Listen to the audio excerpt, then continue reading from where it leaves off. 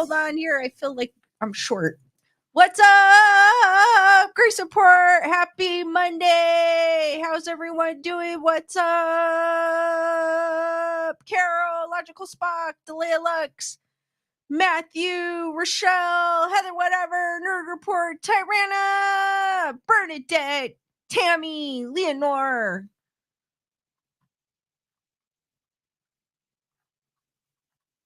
and Julissa, Lisa Boo, Angel. How's everyone doing? What's up? You know what? I'm Joanne. How's it going? Why do I feel so short? I should have moved the camera down. Oh well. I'm mad at myself. I forgot I'm not in my home studio and I forgot Skeleduck. So Skeleduck is here in spirit. So we're going to put him up there for right now because he's here with us in spirit. How's everyone doing and how's your Monday going? I know in the US it's tax day, so hopefully everybody got their taxes done. Angel was depending on this tonight. Okay, cool. So I hope everyone got their taxes done in the state. Rooster, how's it going? If you guys haven't done so, make sure you smash that like button. If you don't know where it is the 3 dots in the upper right-hand corner sometimes. Joanne goes beekeeping today. That sounds that actually sounds cool. I've never done that, and that sounds fun. Lisa Boo, thank you for your super sticker of the fitness pair. Hearts for Lisa Boo, guys. And I'll give you a little. Thank you, Lisa Boo. That's awesome. Hearts for Lisa Boo. Thank you for the support.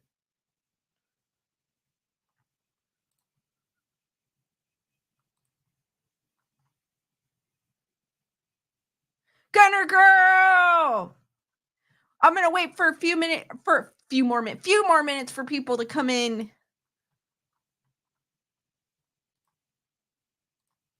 Anybody watch any interesting horror films over the weekend?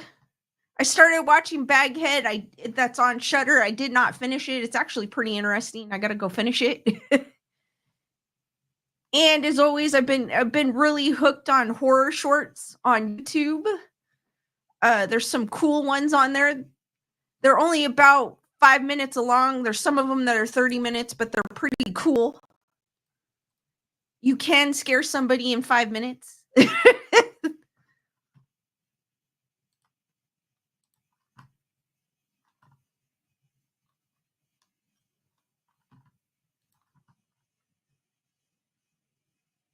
Lisa Boo goes The Conjuring 2, but not very scary. I haven't seen that one in a while, and I remember it wasn't scary. But it does have those the Conjuring universe is known for those great jump scares, right? Being sarcastic. Leonore's asking, have I seen The Haunting in Connecticut? I think I have. It's just been a while. Leonore. There's so many hauntings. I forget which ones are what. I think there's another. I think I did see that one. And I don't remember that one. Is that one, Leonore, is that the one with the boy that gets, and he's like in this,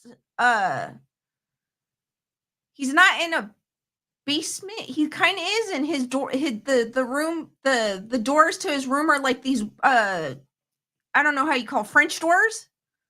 Is that the one that's The Haunting in Connecticut? I get confused with those because there's so many of those with similar namings.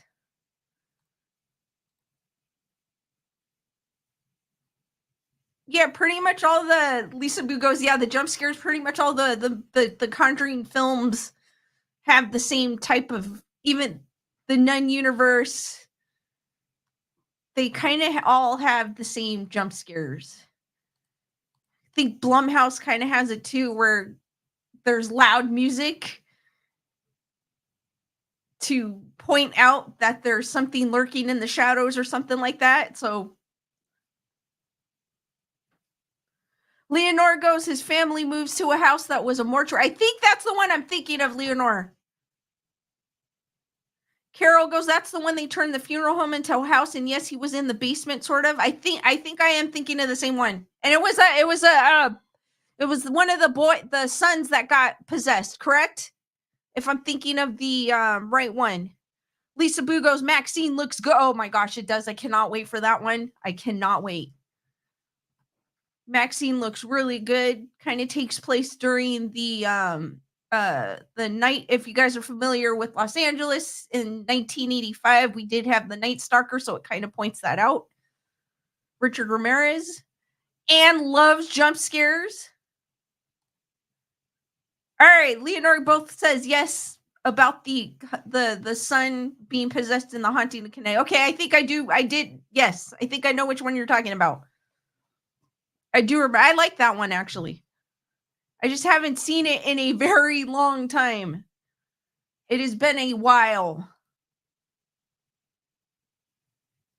Carol goes, I lived about 10 miles away from that house. Give her to. Oh, that is cool.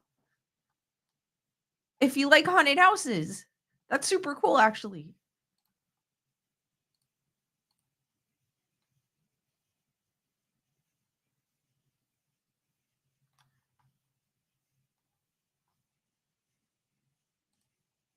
And thank you for gifting 5 memberships. Hearts for Anne. Welcome, Bia Williams, Abby Normal, Alicia C, Chrissy Never Newton, Tally's Grammy. Great names, by the way. Welcome to all the new Wolfpack members, and hearts for Anne. Thank you, Anne. You are super awesome. You know what? I'm just going to...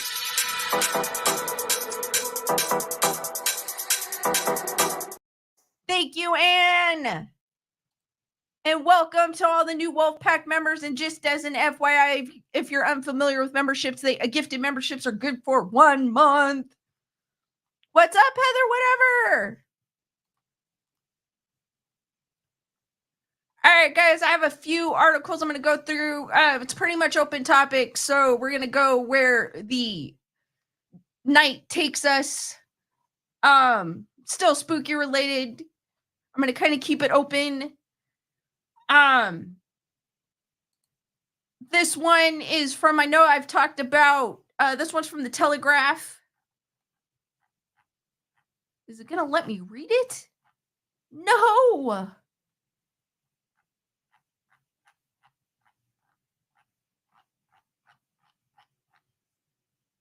Hold on. You know what? I hate sites like this. I'm going to show you guys such a quick. Look at this. It's like, try the Telegraph for free. And then it's like, the article isn't here. What? And I saw the article. Darn people.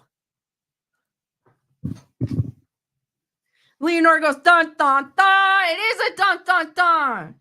Leonore goes, give a skeleton a flip. You know what? I don't have that. I mean, maybe I could try it, but it's going to take some time. But I do not have that ability right now to make skeletons flip, or I would try it.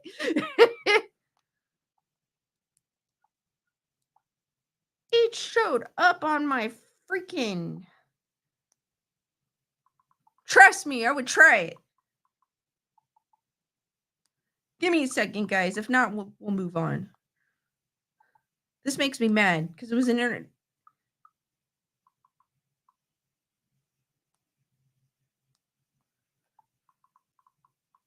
See if it pops up on my phone. Not now. I don't want to use my...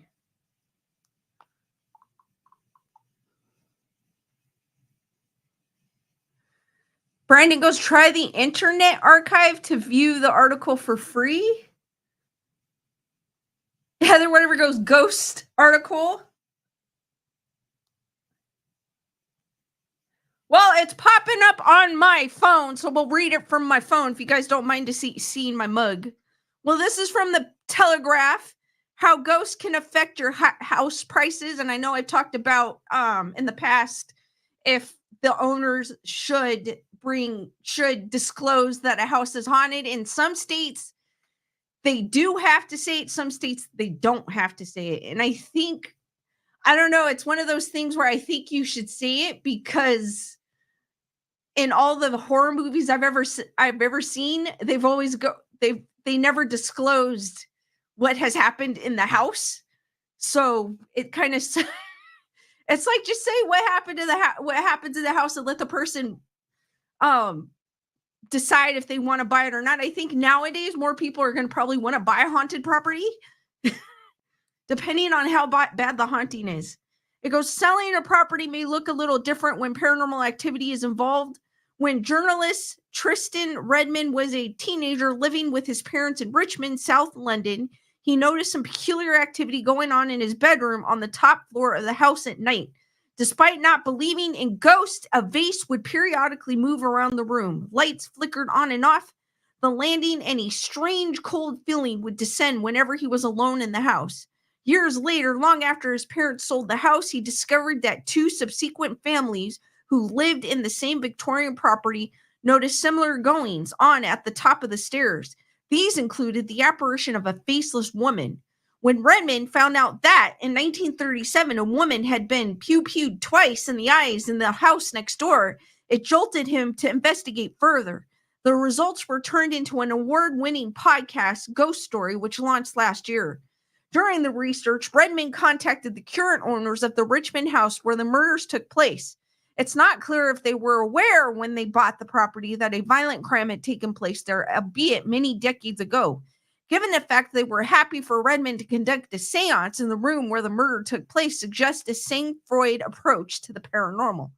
There are no specific legal requirements in the UK that mandate the disclosure of paranormal activities or hauntings when selling a property. The market is primarily governed by principles of caveat emptor, placing the responsibility on the buyer to thoroughly investigate and assess a house before buying. Guys, do you agree with this? Do you agree that when you're buying a house, that the person selling the house does not have to tell you what happened or occurred in the house? I know some people probably wouldn't even know what occurred in their house, and I know some states it's not required by law to tell, but how do you feel about that? Do you think they should tell you that in 1936 someone was pew-pewed in the living room? Leonard goes, heck yeah, I want to know. Heather, whatever goes, it shouldn't be up to the buyer. I do agree with that. It shouldn't. Like, why? It should be listed. I mean, you are going to do your homework, obviously, when you're looking for a home, but you're not going to sit there and Google search 632 Eastman Lane. Watch, that's actually a road or actually a house somewhere that I'm saying, but you're not going to go Google it, 632 Eastman Lane, and look to see, oh my God, I wonder if there was a murder there. I know I wouldn't even think of that because you're just thinking, whoa, this is a beautiful house. The price is right. That's what you're looking for. You're not really worried. And then how good of a condition the house is, you're not really looking to see if there was a murder in the house, unless you're one of those people that are probably like me that would want to know. Chris, what's up? Julissa goes, that should be disclosed. I Need to Fish goes, yes, they should have to. Lisa Boo goes, the seller should disclose. Joanne goes, a ghost to one person could be an angel to another. True. Very true. But still, Joanne, but if you have stuff happening in your house, like, you can at least say, well, sometimes that green vase there on the mantle, it moves. You know, you can at least say that, even though you don't know what it is. Heather, whatever goes, I searched one that was a recent event. The first time it was mentioned, not the second time. Actually freaky, very expensive place. Wow.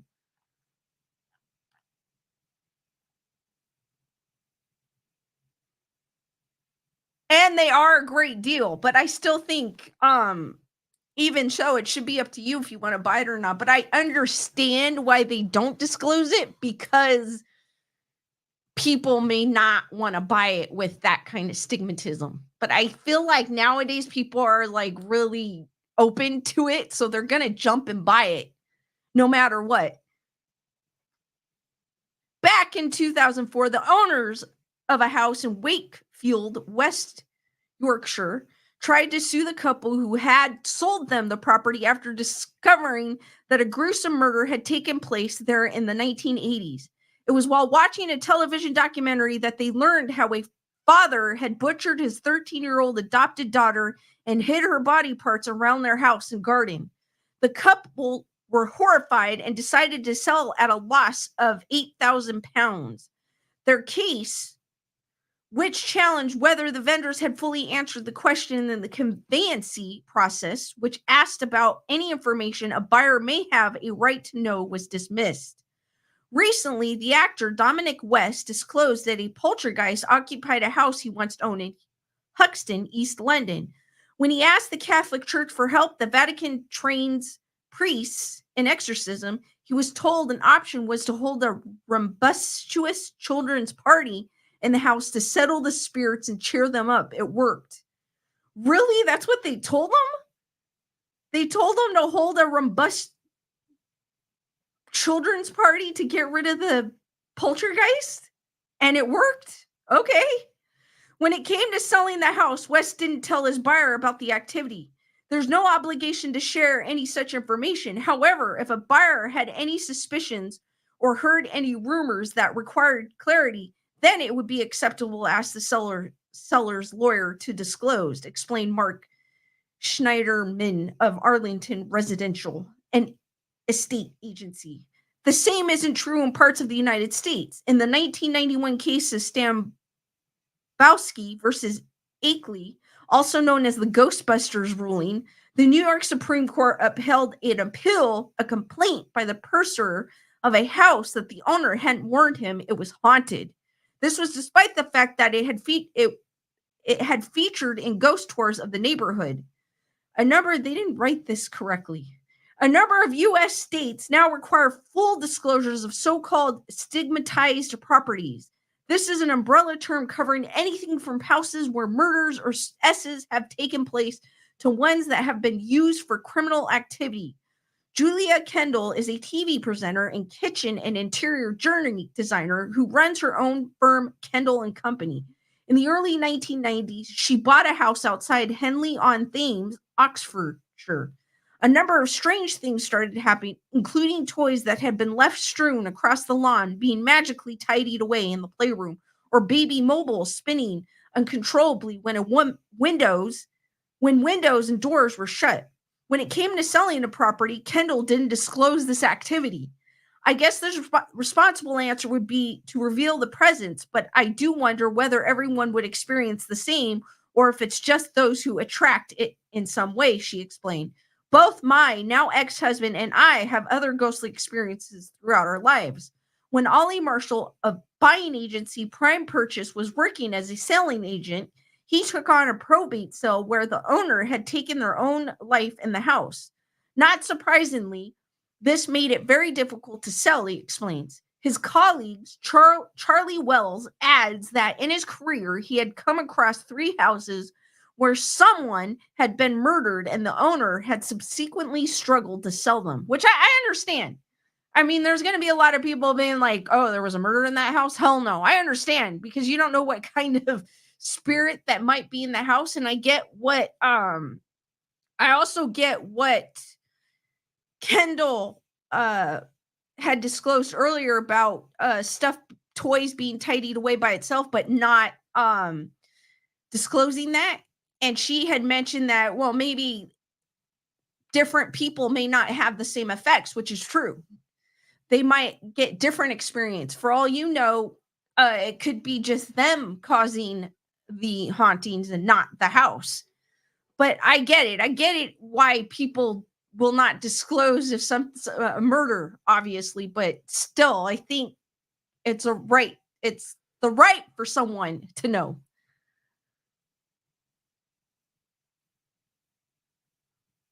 Leonore goes, I can't watch the OG Pet Cemetery because of that kid. Kid ghosts scare me more than any kind of ghost.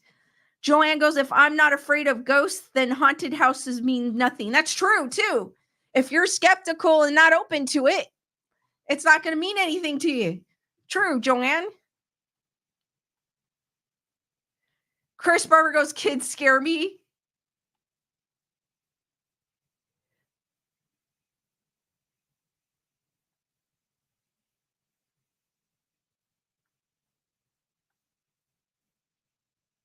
Julissa goes, there is a scary residual energy left behind after a tragic event. True. Because, like I said, you never know what type of spirit that is that could be left, or the energy, I should say, more so. It's more so the energy. You never know what type of energy is left after someone did that, because it could be something that's played over and over again, and then while you're in the house, you're experiencing that same moment right before the inevitable occurred. Chris Barber goes, as long as the mess was cleaned up, I'm okay with it. Joanne goes, how can they prove it? True. But there's people that go in there and that they're open about that, and they do believe in that. So if you do mention that, they may not want to buy the house. Joanne goes, I like and I believe, I'm just not afraid.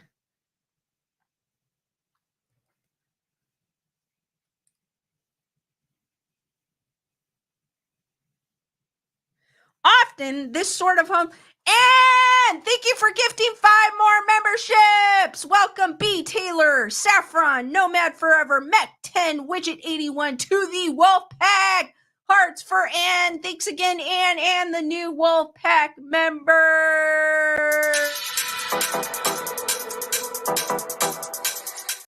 Thank you, Anne. You're awesome.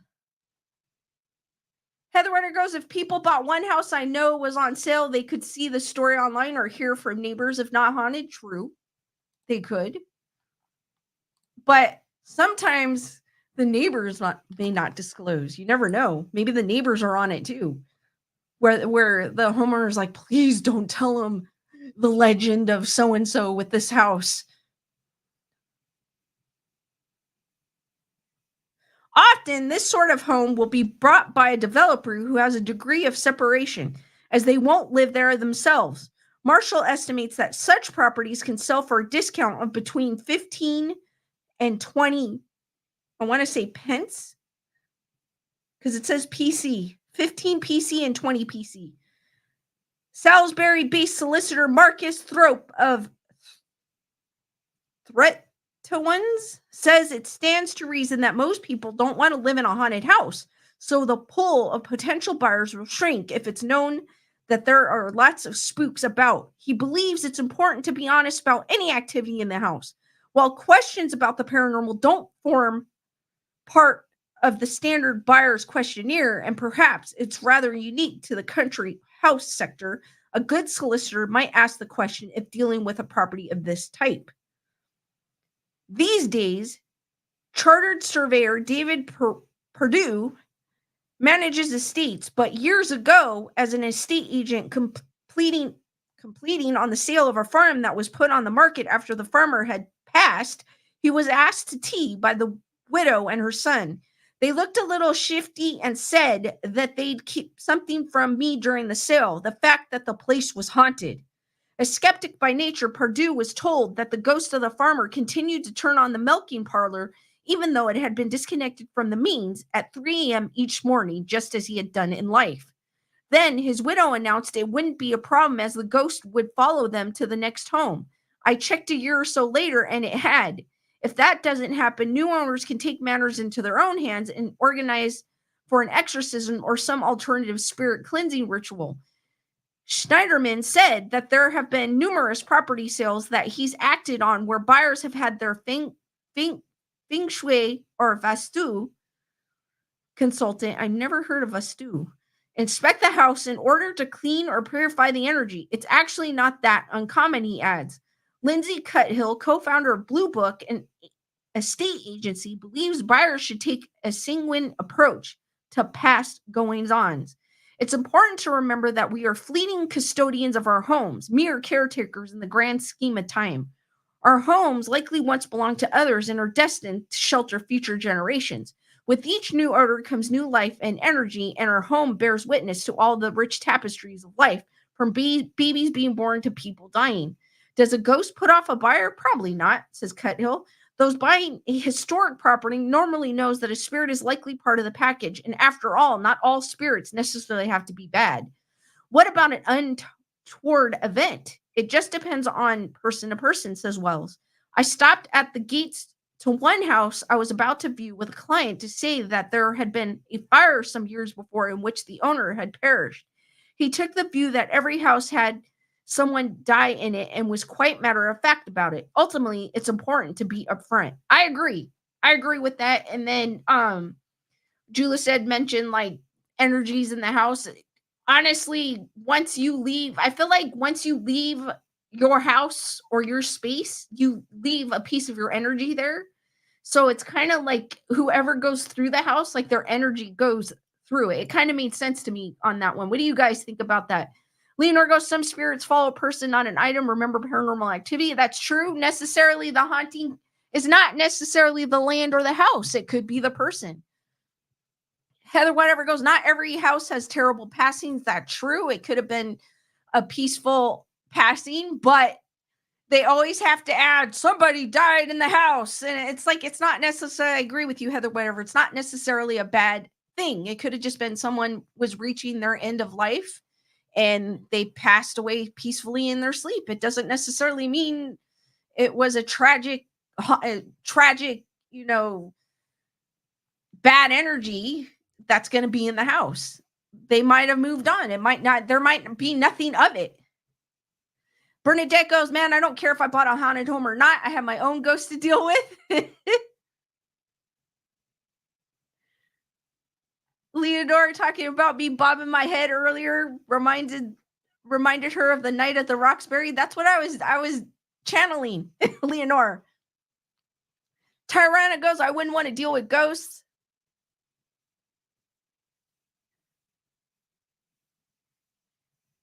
Joanne goes, I would rather know about a leaky basement and roof, easier to deal with ghosts.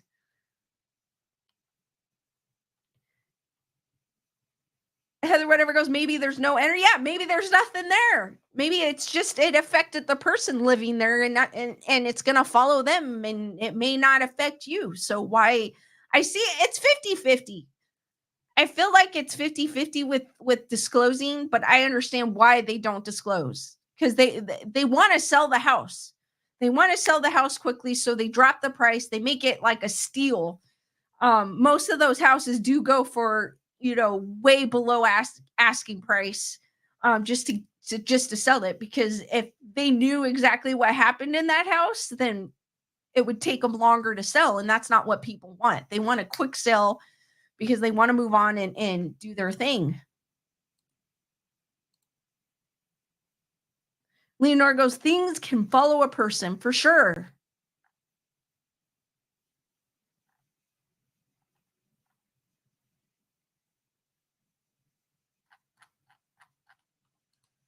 But I would not. Would you guys buy a haunted house?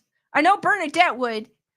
And Joanne looks like she's pretty open to buying a haunted house. I mean, I would buy one.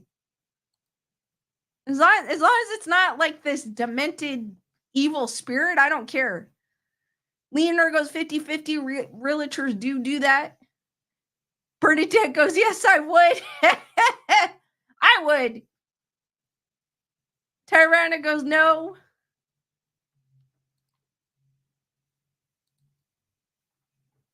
Lisa Boo would. Julius is like, I would not buy a haunted house. Leonor goes, yes, but I'm going to sage. She's going to bless the house first. I think I blessed my house. I saged my house. No, my room. It wasn't my house. I did my room one time. Joanne goes, if something really gruesome happened in the house and demolish and rebuild. But Joanne, it could be attached to the land. So even if you rebuild something new to the land, it could. Brandon goes, you don't? It still could be there regardless if you tear the house down. Angel goes, I would maybe after my kids grew up and had their own home. I mean, it would be pretty interesting. Julissa goes, we had our home blessed before we moved in. Hey, you never know. That Salvatore chick, what is up? Hey, y'all, nope, but all used houses have entities. I talked to my houses and explained I'm going to take care of it. As soon as Secta, how's it going? Leonore also saged. I mean, I guess that you could do that. You could sage, you could bless. You can have your home blessed before you enter it. So, I mean, I guess it's not too bad. I don't think it's bad. At all. Heather Salvatore with the never-ending name changes.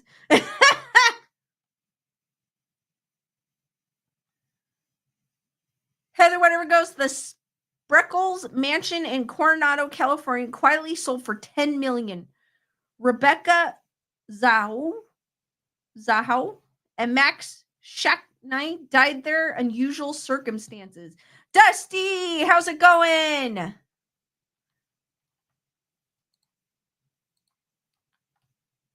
All right, the next article.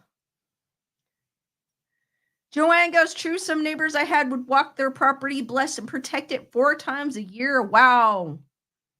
The funny thing is I've never done that.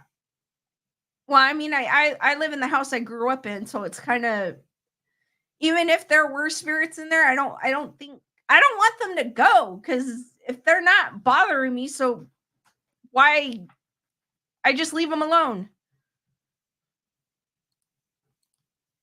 I think my house was built in the 70s, and there was one owner prior to my parents buying it. So I always wonder if that gentleman is the one that is haunting my studio. Carol goes, I love the way older houses look architectural wise. So yes, I would buy. I like the old looking Victorian houses. Leonore goes, I would walk in first and you could feel bad and good energies. True. Julissa goes, we just had our church minister pray over our home. It was easy. See, it's simple as that. I mean, if you're concerned about ghosts in your new house, have it blessed. Joanne, I like how Joanne thinks we can live side by side with ghosts. I totally agree. Bernadette goes, just go to a bar if you want to see a lot of spirits. Like the twerking ghost, right, Bernadette? Angel goes, an old Victorian is my dream home. That's kind of my dream home, too. I love the look of Victorian homes.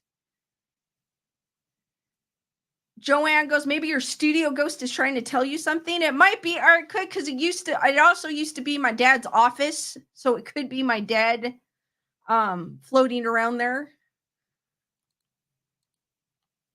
I busted out my Ovilus, and I even did, I used my EMF, but nothing.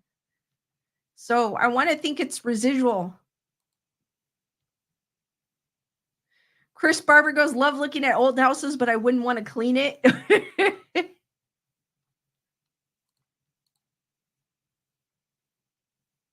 And I agree with you, Tyrana. Victorian homes are beautiful. They are super beautiful.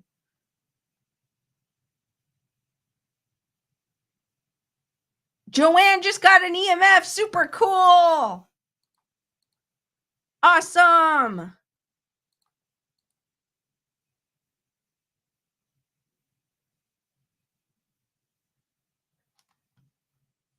All right, this next story, I'm not sure if I talked about this.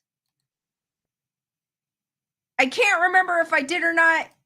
But if you think marrying A ghost is bad.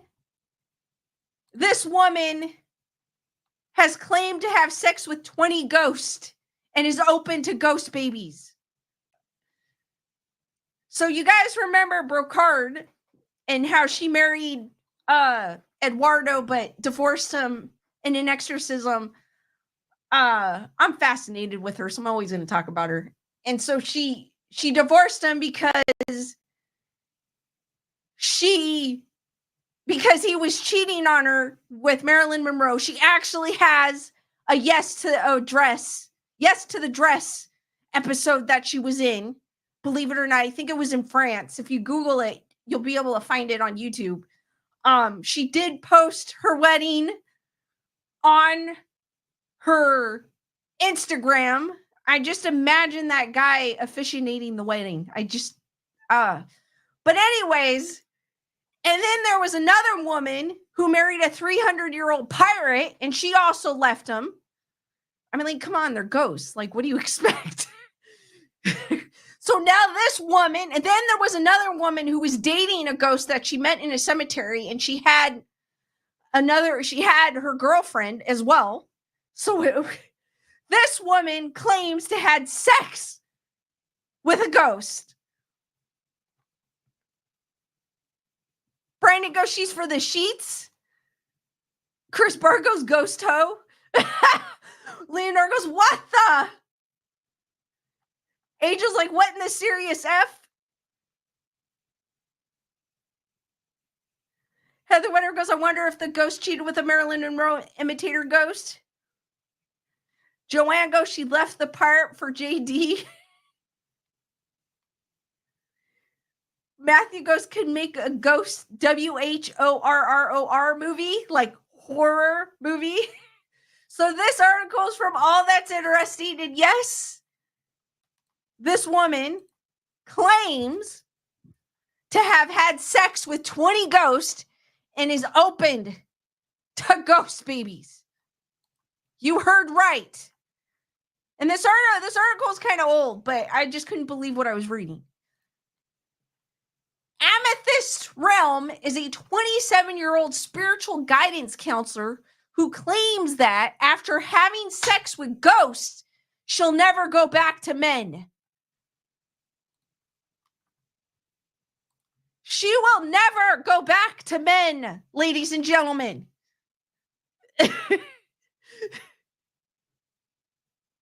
So Joanne is like, so no baby yet? I don't know. Let's find out. Julissa goes, good luck to her. She'll never get pregnant that way.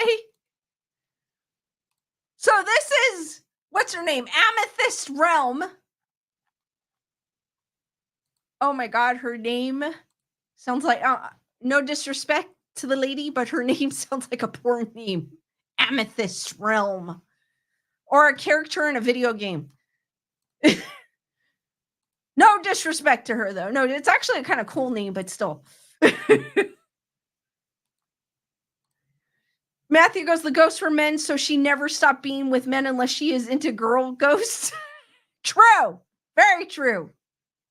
Heather whatever's like, what's wrong with men?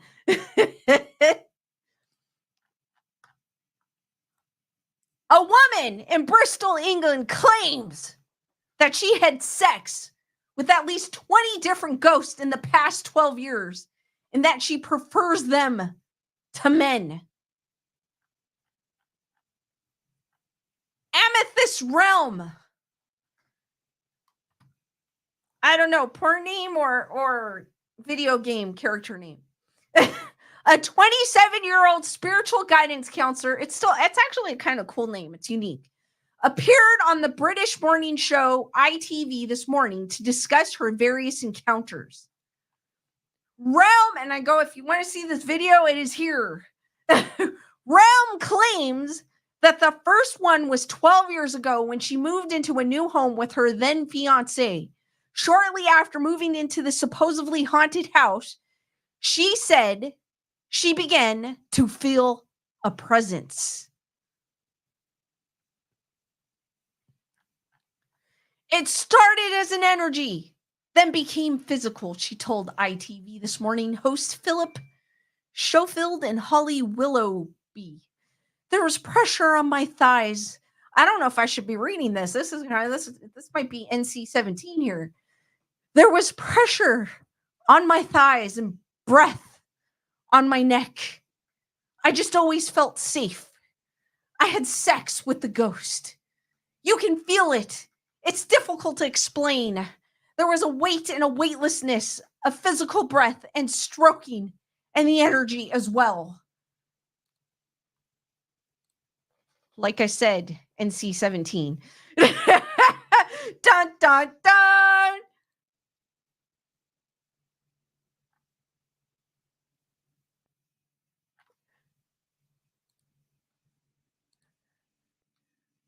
Realm claims she carried on an affair with the ghost for 3 years before her fiance noticed.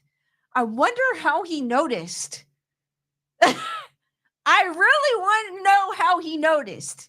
Like how, I don't know. But the fact that was actually on a talk show just baffles me. According to Realm, her fiance came home early from work while Realm was in the middle of one of her spiritual trysts and noticed the shadowy figure of a man through the window. Apparently, Realm's fiance wasn't as open to the possibility of ghost sex as Realm was. Since that, how the guy saw a shadowy figure, how did he know it was that shadowy figure? It could have been the neighbor doing gardening in the, and the sun was casting a shadow on the window. You know what I mean? Like, Chris Barber goes, why would you admit to that? Exactly. Why? Attention.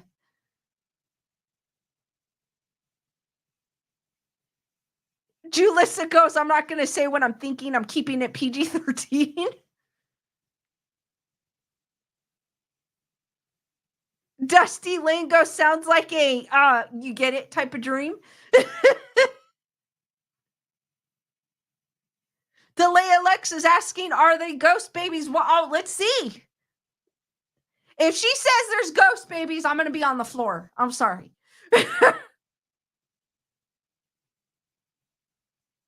Elaine's like, whoa, what? Say what? Lisa's not great.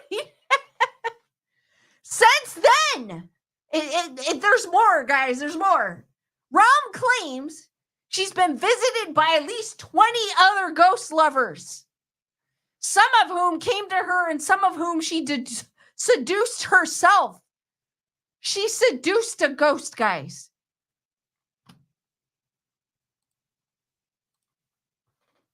How do you seduce a ghost? What was she doing? Was she like, what? What did she have? The wine, the candles, the love baby making music on, and she was, hey baby, how's it going? I don't know. What was she, what? Like, come on.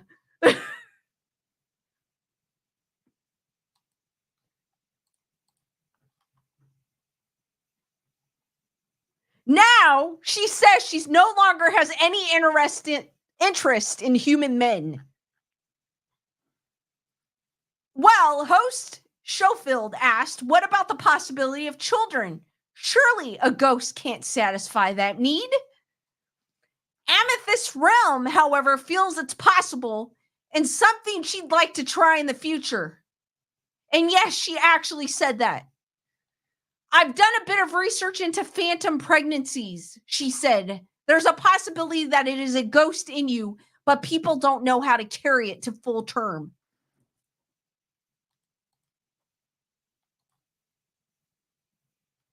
Like, what? What did I just read? Gutter Girl goes, the whole thing of bizarre. Heather Whiteover, yeah, Marvin Gaye. She puts on some Marvin Gaye. She's got the red wine, one for her ghost buddy. She gets on, she's wearing her sexy line. I don't know what the heck she's wearing. I don't know. She's like, hey, baby, let's get it on. I was like, what the heck? really.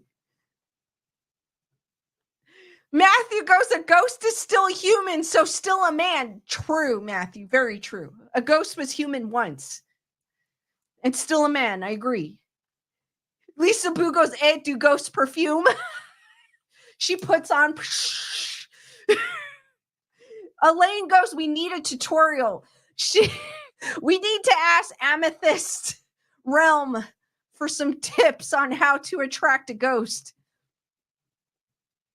That Salvatore chick goes, I have watched a show where a woman was washing dishes and was almost by a ghost, so this might be believable, but not sure about ghost babies.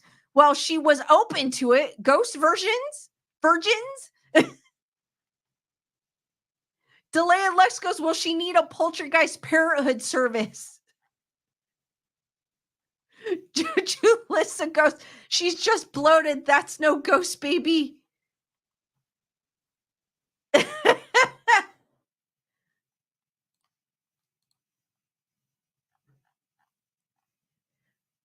Oh my God.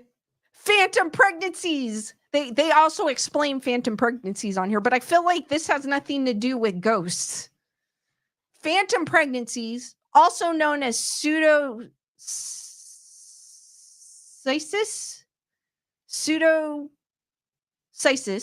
is a psychological phenomenon that causes a woman to believe she's pregnant when she isn't. Though during pseudocyesis, I'm probably pronouncing that incorrectly, pregnancy, symptoms can occur. There's no real evidence to suggest the false pregnancy is anything other than a psychiatric or internal reproductive issue, and certainly none to suggest that paranormal activity is involved. Though Realm's claims seem not possible, she isn't the first person to supposedly get down and dirty with a supernatural entity. Both singers, Bobby Brown and Kesha, believe that they've had supernatural sex, and ghost researchers say that the claims may be valid.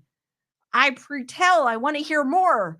The people who report having sex with a ghost report feeling pressure on them and okay, right. This is going to be a little NC-17 here for my show.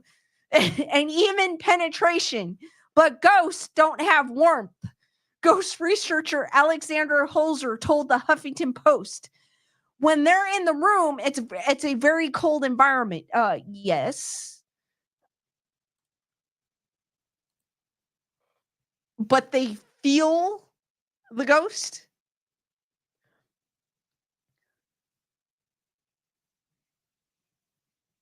Elaine goes, who's going to take her to Lamaze classes? Leonora, you guys can read her comment. I'll leave it on there for a bit. Brandon goes, is she pregnant or just had too much Taco Bell?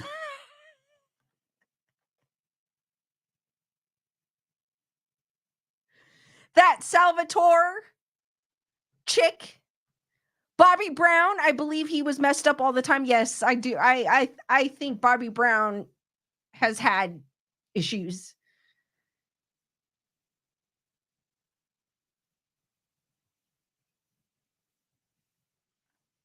And then I guess Matthew Coburn goes, in Ghostbusters, well, as it was theatrically shown, original scene, it wasn't a dream. Ray and Winston went to Fort Detmerring in New York, and Ray laid in bed. Then the ghost went to him. Leonor goes, or perhaps an incubus or succubus. Delay Lex goes, maybe she needs an EBT test.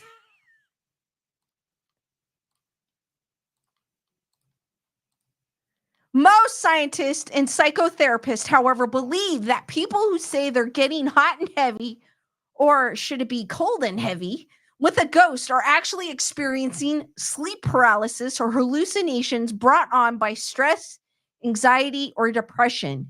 Despite the detractors, Amethyst Realm is content with her current lifestyle and is actively on the hunt for the perfect ghost companion. Ideally, I'd like to find one that I can settle down with and spend the rest of my life with, she said. I'll never go back to men. And as And as Matthew put it, the ghosts were men at one point, so she's still with men, just not in the physical form. So guys, would you have sex with a ghost like Amethyst Realm here and give up human or physically give up the physical male or woman? Julissa goes, that makes more sense. Sleep, yes, it does. That actually does. Sleep paralysis, or maybe you're having a I don't know, having sex in your dream is considered horrific, but that is more of the scientific explanation to it. But she is dead. Amethyst Realm is dead set on having ghost babies. And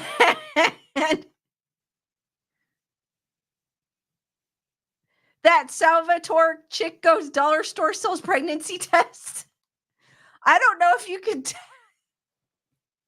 I don't know if you could test for a ghost baby. Joanne goes, depends on what dimension I happen to be in. True.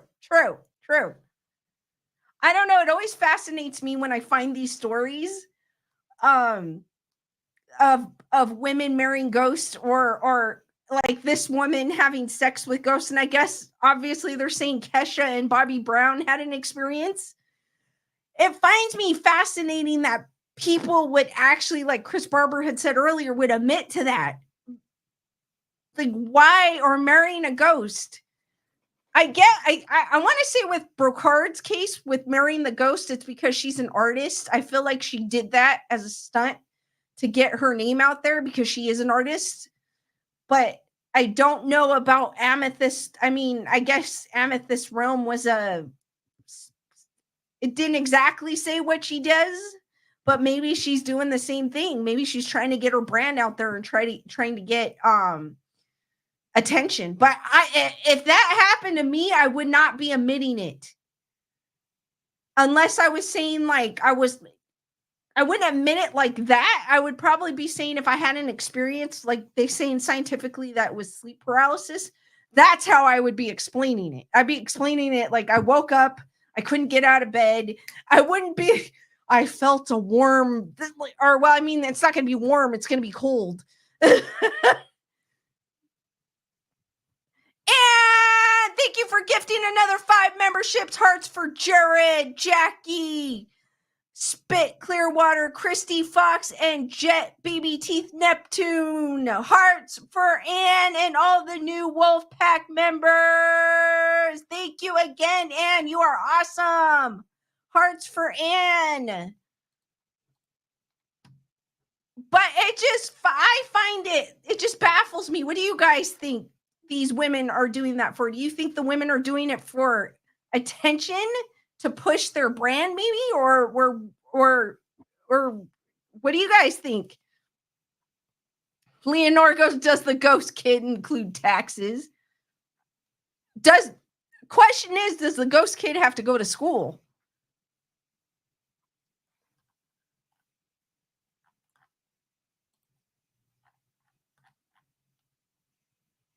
Heather, whatever, goes right off. But what do you guys think? Do you think they're looking for attention to possibly push their brand, or could it be something else?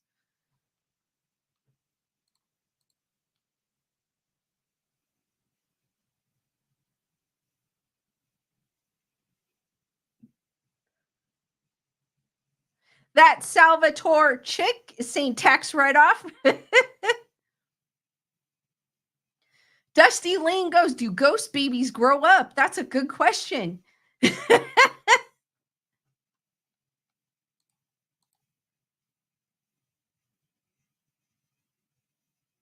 I just find it, like I said, I just find it fascinating that these women would admit to these acts.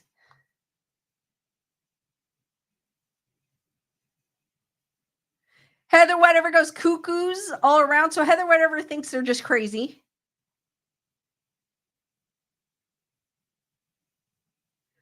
Matthew goes, just go to Lowe's or Home Depot to get an EMF detector that only detects ghost pregnancies. Tyrana goes, what a mystery. It is. I mean, only those women will know because they're actually going on like talk shows and talking about this. That's what the crazy thing is. I it baffles me that these women would do that. But I'm always going to talk about it because I think it's crazy. Heather, whatever. You know, I like how you put it. If you're going to be nuts, have fun with it. True. True. Dusty goes, no, you're not supposed to kiss and tell. Joanne goes, if you got a good thing going, why tell everyone? Exactly. Leonore goes, this chick is bunk. Angel's like, hello, Dr. Phil. Matthew goes, Velma, let's get jinky with it. I think only those women will know and they will not tell us their secrets. They will not. And I think even the woman that married the 300, I didn't really read her story, so I don't know her backstory. The woman that married the 300 year old pirate, ghost pirate, I feel like she was just an average person. I like with her, she didn't look like she was, but I did not, don't quote me on this because I did not read her story. Because she does pop up in the articles when talking about other ghost marriages. But I just find it crazy that women will do with it, and why tell? Honestly. Chris goes ghost gigolo. Joanne goes, if they're blabbing about it, then it's BS. Very true. But if they want the attention, if they want the attention, which I think is what they're doing it for, they're gonna speak up and say things no matter how absurd it sounds to us, which it is absurd. Elaine goes, a ghost pirate could be hot. Dusty Lane, I like that. Do ghost dates take you for walks in the graveyards? I like that one, Dusty.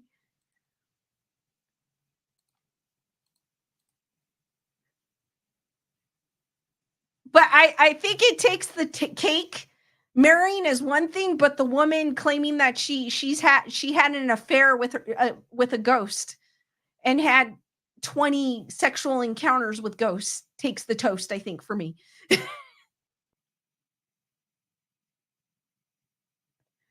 True, Matthew. If you can have a ghost baby, then guys could have a ghost baby. True.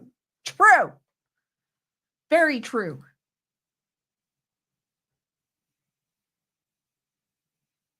Bernadette goes, do you think there are pimp ghosts where my ghost bucks? you're like this.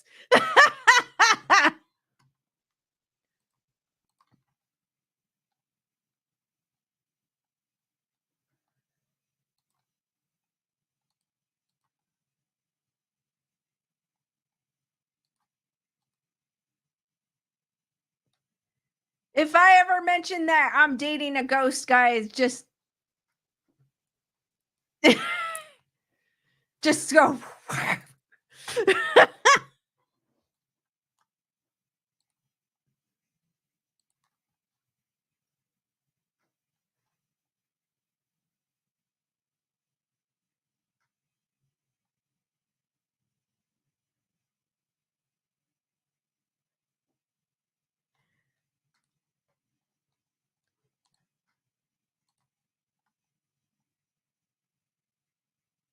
Joanne goes, then guys must be doing it with ghosts also. They're just not meant. You know what? They're just not mentioning it, Joanne. They're not. They're smart. Brandon goes, where's your boo?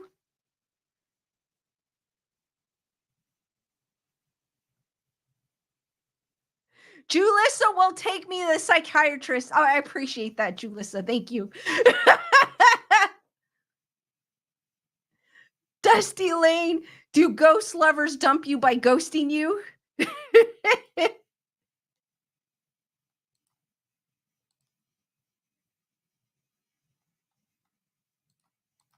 There might be a lot of others, but they're just not saying, and they're smart about it. They're smart about it. Leonore goes, have I heard of a man getting married to? No, I have not. And trust me, I've been Googling. But I did not put man getting married. I put woman getting married. But I would assume the man would have popped up. That Salvatore chick. Thank you for being a member of the Wolf Pack for 11 months. Does it wear less on the doing it with a ghost? Hearts for that Salvatore chick, guys. For being a member of the Wolf Pack for 11 months.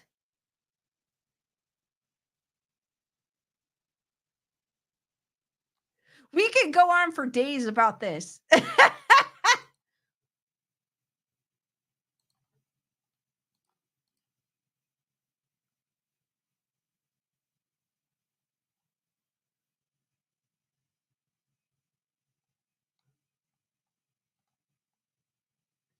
Well, I mean, it's a ghost, so you could just with what that Salvatore chick said.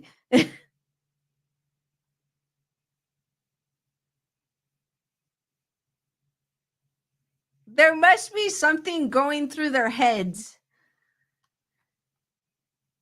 Brandon goes, have you heard of the Chinese ghost man? Yes, I actually did I did a show about that, and they also do it in France as well. Tyrana, thank you for being a member of the Wolf Pack for 10 months. Love your ghost stories. Hearts for Tyrana, guys. Thank you, Tyrana.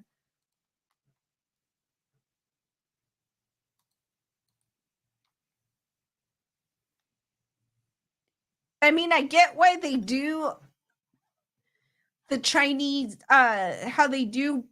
There's a dark side to the marriages in China. There is a thing. If you guys are wondering what Brandon is talking about, there is actually a tradition of ghost marriages in China where a fiance who may be pregnant lost their husband in the war, and they were allowed to marry. It was like a ghost marriage, but there is also a bad side to it where people are actually getting, I want to say, greedy for it, and they're actually unaliving people to sell the corpse to a family who during a ghost marriage, and it's crazy. Bernadette goes, how do they know when they are done? Is it their green slime all over?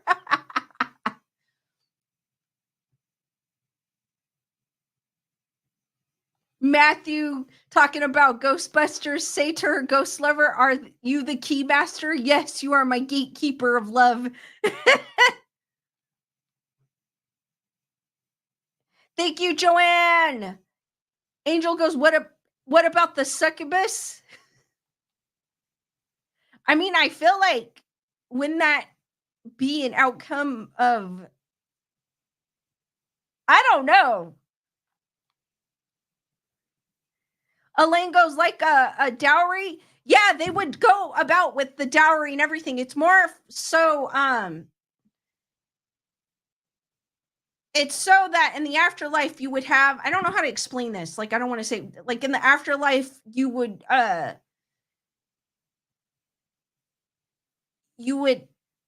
be full in the afterlife, if you guys are getting what I'm saying. I can't think of what the words I want to use right now. It's more of like a blessing, which I get why they would do that. It may sound weird to us, but I kind of understand why they would do that. It's more of like the afterlife and that your spirit can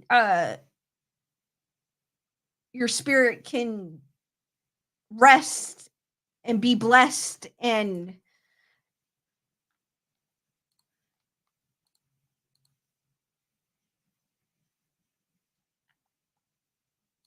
Nikki, how's it going? And I believe they also they practice it in France as well. So I understand why they do it. It makes sense to me.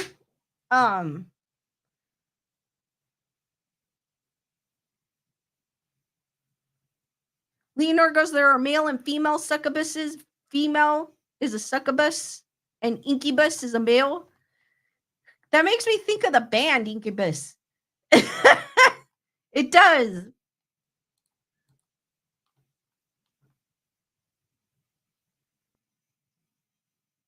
Heather whatever goes, hey Nikki, we're talking about invisible sex. I like how you put that, Heather whatever. All right, guys, I have another story I want to share with you. Pretty much all my articles are from all that all that's interesting.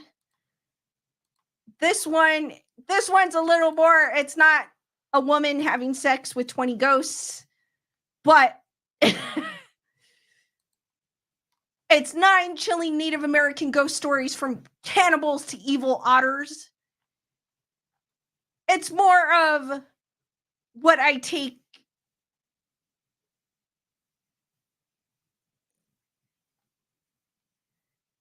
It's not out of this world crazy women trying to get attention. So it starts off, water babies, mischievous, ghostly infants. Water babies are said to inhabit the placid waters of the Shoshone Bannock Reservation in Idaho. A number of Western Native American tribes, including the Paiute, Shoshone, Washoe, Achumawi, Kahuli, Kupeno, Luceno, Serrano, Yokuts, and Salish tell ghost stories about strange spirits called water babies. These tales are all slightly different. However, they each feature a similar infant-like spirit that haunts a body of water. Sometimes these water babies are simply mischievous. Other times they're murderous. In one story told by the Shoshone tribe, water babies were birthed from a terrible tragedy. When famine seized the tribe, new mothers were forced to drown their babies in the nearby lake. They simply didn't have enough food to keep the babies alive. But the murdered babies, filled with vengeful rage, returned to haunt the Shoshone. They lurked along the shore where they'd been killed, laughing and luring concerned people to the water's edge. Once someone got close enough, they dragged them underwater. Tribes near Pyramid Lake in Utah tell a similar story according to their tale. Deformed or sickly babies were often thrown into Pyramid Lake to reduce the burden on the tribe. And then it goes, water babies allegedly haunt the depths of Pyramid Lake in Utah. But the babies survived and turned into vengeance, seeking monsters. Once a year, they go after suspecting white men and drag them beneath the depths.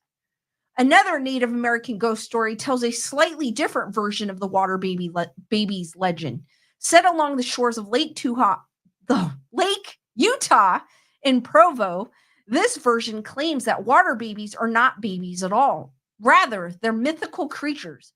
By mimicking the cry of human infants, they draw people to the water so that they can drown them. But all these tales seem to give the same warning. If you hear an infant crying near the water's edge, proceed with caution.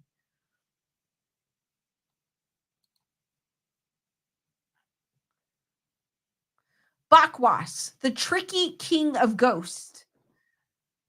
The water babies might have found a home with the next ghostly spirit, Bakwas, also called the king of ghosts, man of the sea, or the wild men of the woods. He's known to associate with the souls of the drowned.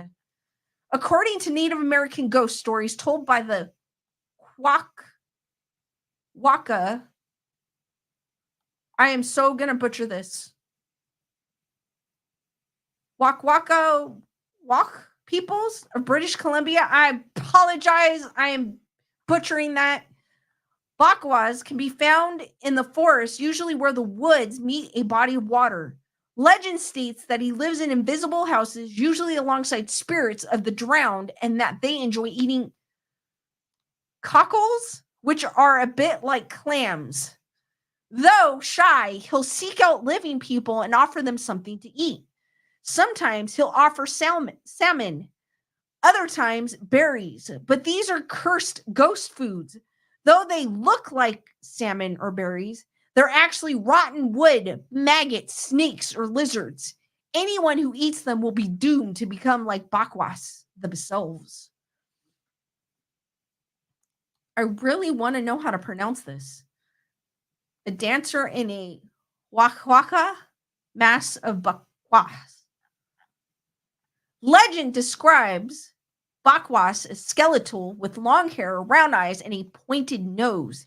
He's allegedly the husband of Zunukwa, a cannibal giant known to eat children. Some legends state that Bakwas themselves once drowned. Others say that the first Bakwas was a strong warrior who walked every morning to a mountain stream to bathe, but one day couldn't find his way home. Lost in the woods, he became a wild man. In acknowledgement of the Bakwas legend, many tribes carved terrifying, detailed Bakwas masks. They featured the spirit's aching, arching eyebrows, round eyes, and long nose. Often these are worn for ceremonial dances during which the dancer holds his hands in front of his face, symbolizing the spirit's shy nature. Though Bakwas might be shy, he certainly wants company.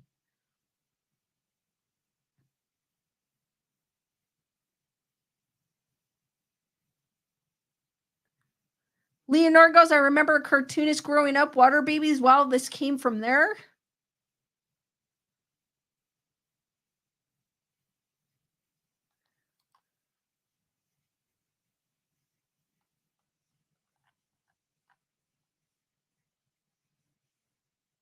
Kushtaka, shape-shifting otters. Usually, otters are considered playful and adorable. Oh, they are. I love otters. But the Tlingit people of Alaska and Canada have always, I know I'm butchering this, I apologize, have always looked at otters a little differently.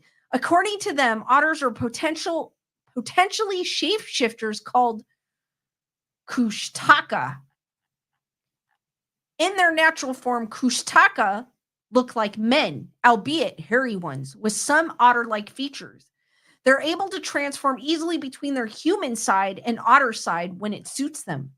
According to legend, Kushtaka are largely evil.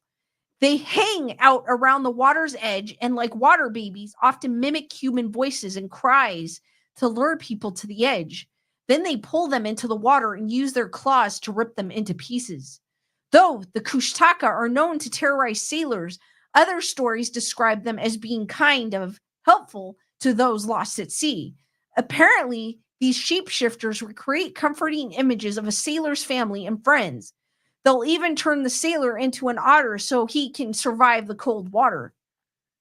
Although, of course, the sailor has no choice in the matter. Fortunately, the Kushtaka have a number of strong fears. They don't like dogs and are terrified of dogs' barks.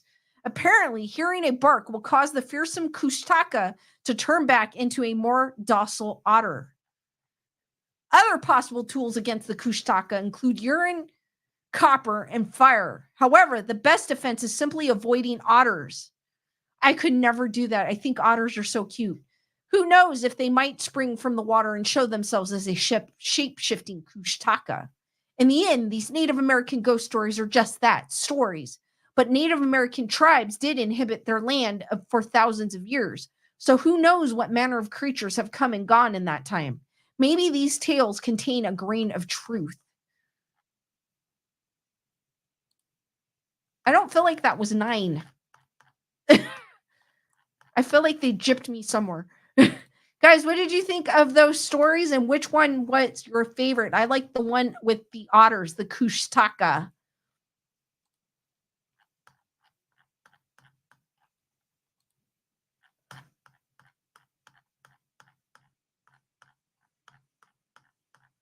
It says 9, but I don't think that was 9 stories. I don't know why. Oh, wait a minute. It skipped. Hold on. It's because the article skipped. So we'll go back. Give me a second, guys. I was like, that was not 9?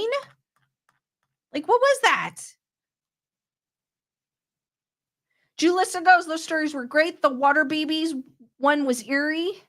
Leonor goes, skinwalkers. Mocha and Capone's mom, I believe in shapeshifters. What's up, Mocha and Capone? If they're listening.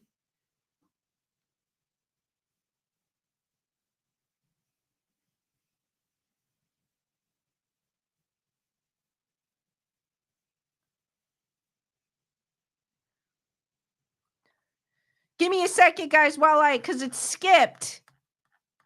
And I was literally using because I was going to say that was not 9 stories. And I was literally using their scroll bar at the bottom. So I don't know how it skipped. That is super annoying.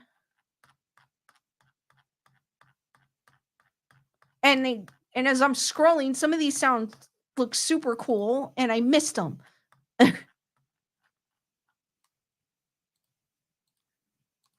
That is super annoying. So the next one, which it gracefully skipped, the Wendigo. Oh my God. The cannibal of Native American ghost stories.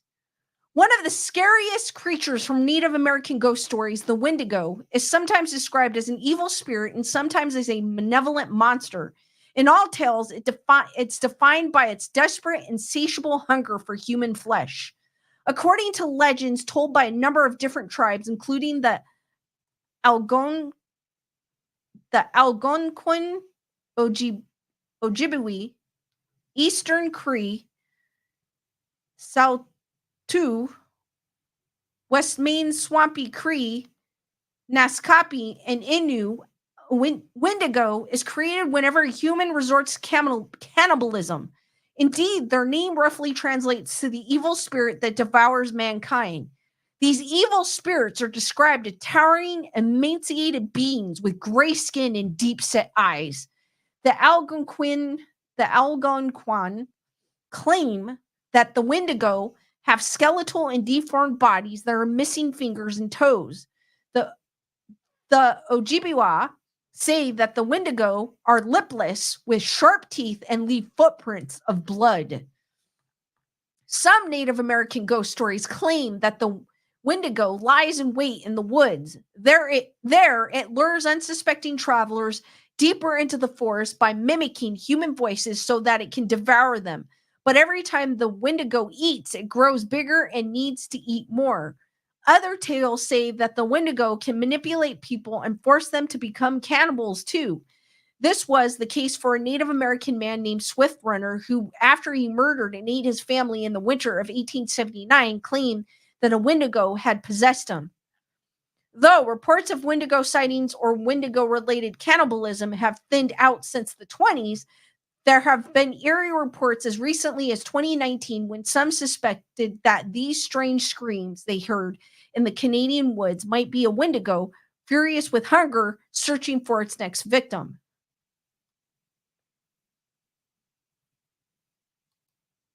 Wing Zero, how's it going? The next one, Skinwalkers, the shapeshifters, so terrifying they're rarely discussed. Most Native American ghost stories are widely shared and passed down from generations to generations, but the story of the Skinwalker is so frightening that it's rarely told. Just mentioning the creature is considered bad luck. Legend states that these fearsome creatures were once healers that chose to use their powers for evil. In order to become shapeshifters, they willingly killed a close family member. Then, imbued with power, they gain the ability to transform into animals like bears, cougars, and wolves. Skinwalkers, also called Yi Yi Lushi, or one who walks on all fours, are described in legend as pearly evil. They're cannibals, necrophiliacs, and tricksters.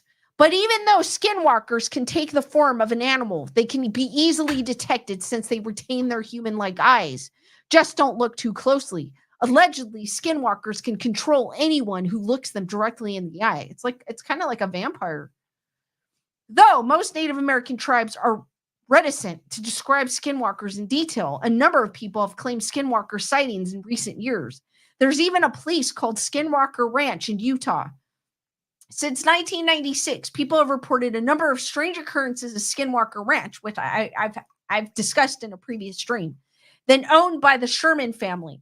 The family reported coming across crop circles and hearing disembodied voices. Significantly, they also claimed to have seen an enormous wolf and complained that something was killing and mutilating their cows.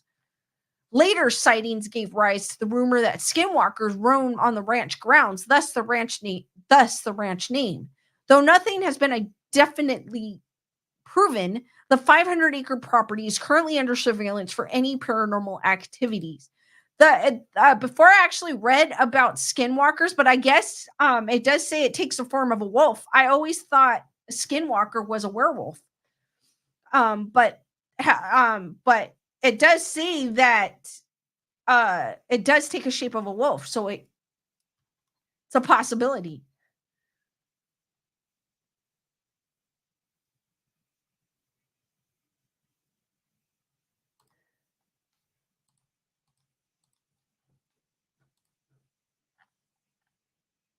The long black bean, the mysterious forest dweller. I like that name. The long black bean. To a hunter alone in the woods at twilight, the long black bean might seem like another person from afar, but by the time they realize their mistake, it is much too late. Choctaw legend describes this creature, also called Nalusa Falaya, as having a humanoid body, a shriveled face, small eyes, and long pointed ears.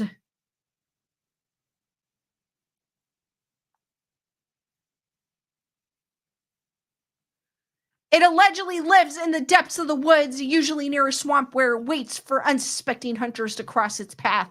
Once someone wanders by, it patiently stalks them, hovering along the trail. Sometimes the long black bean is said to call out, mimicking human voices. Other times, they're described as springing across the hunter's path. On either occasion, the hunter is faced with a sight so frightening that they will likely lose consciousness.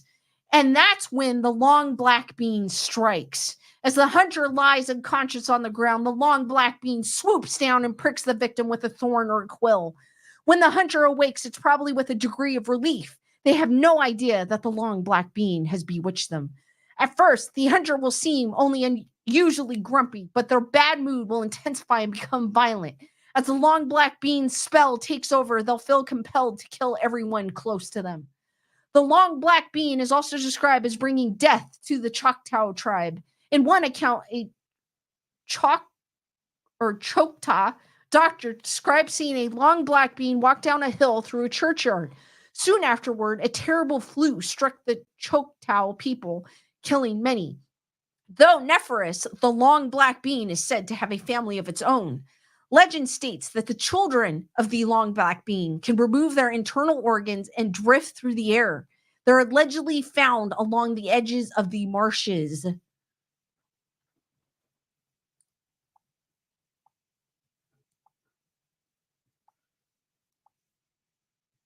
Thank you, Heather Salvatore, for your generous PayPal.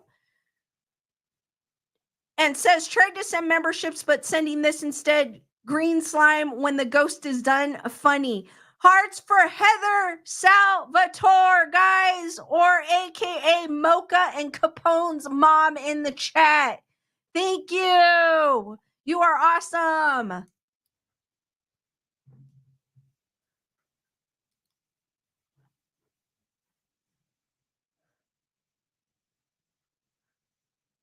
Oniate or onate, the dry hand with a poisonous touch. According to the Iroquois, onate, dry fingers, or dry hand is a ghostly, disembodied hand. In some versions of the legend, which are especially popular among the Seneca and Cayuga peoples, onate prowls abandoned areas, possibly ones that are forbidden to humans. When people approach, it strikes. Another version of the same tale suggests that onate is much more vengeful. Instead of waiting for people to wander across its path in the middle of nowhere, it actively seeks out people who've done wrong. It might attack someone who spoke ill of the dead, for example. Onate might also target anyone whose actions causes discord among the tribe or within families, or someone who is nosy about other people's business. Once onate has perceived wrongdoings, it will attack. Stretching out its diseased fingers, it will brush the flesh of the evildoer. Its touch can infect a person, blind them, or even kill them. To some, onate is nothing more than a tale to keep children in line. Fearing onate's wrath, children are encouraged to speak well of others, mind their own business, and keep peace at home. But similar myths do appear across the world. There's the legend of La Mano Peluda, for instance, which is allegedly a similar ghost hand in South America. Sometimes it shoots out from beneath the bed to torment children who won't go to sleep. So that one seems like more of a children, to keep children in line story.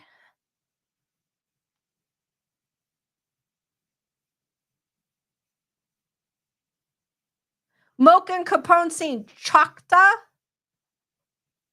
for the Choctaw people. I know I'm butchering these names. I do apologize. Again, stick people, the dangerous forest spirits. Like skinwalkers, stick people are so feared that most Native Americans who believe in them won't even speak their names. Out of fear of conjuring or insulting them, these forest spirits are instead referred to as stick people or sometimes stick Indians. Numerous tribes have stories about stick people. The Salish describe them as Bigfoot-like beasts. The Nez Perce say that they're more like little people, and some tribes say that they appear a lot like humans. But all agree the stick people are... What's up, Cheryl? The stick people are hot-tempered and mischievous. Their stick nicknames possibly come from the joy they derive from poking sticks in teepees.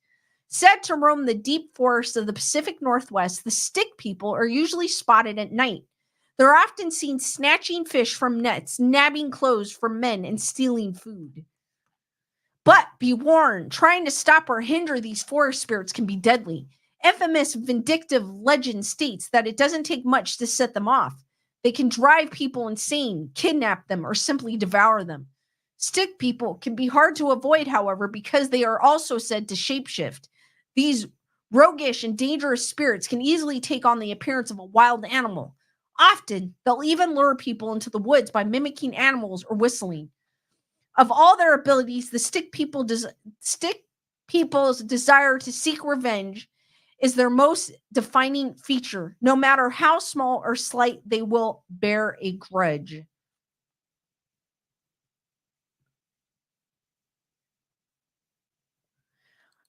I know YouTube likes to be pesky with their notifications.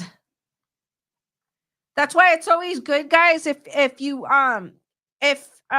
join my Patreon or the Facebook group or Telegram or even Discord if you don't have any of those. If you don't have Facebook or if you have more of the other, it's always good to get those because then you can always get notified and know when I'm going live, because some people just assume because they didn't get notified that I did not go live. And I pretty much keep the same schedule. It's Monday. I try to keep and for that I try to keep the same schedule. That way, in case you don't get notified, you pretty much know. But I know sometimes you guys get busy and life takes away with you. But I usually on the most part go live Mondays, Thursdays, and Saturdays at 7 p.m. Pacific Standard Time, just as a rule of thumb. But as I said, I do know that life gets away with us and we forget, because sometimes I don't get notified. I'm like, ah.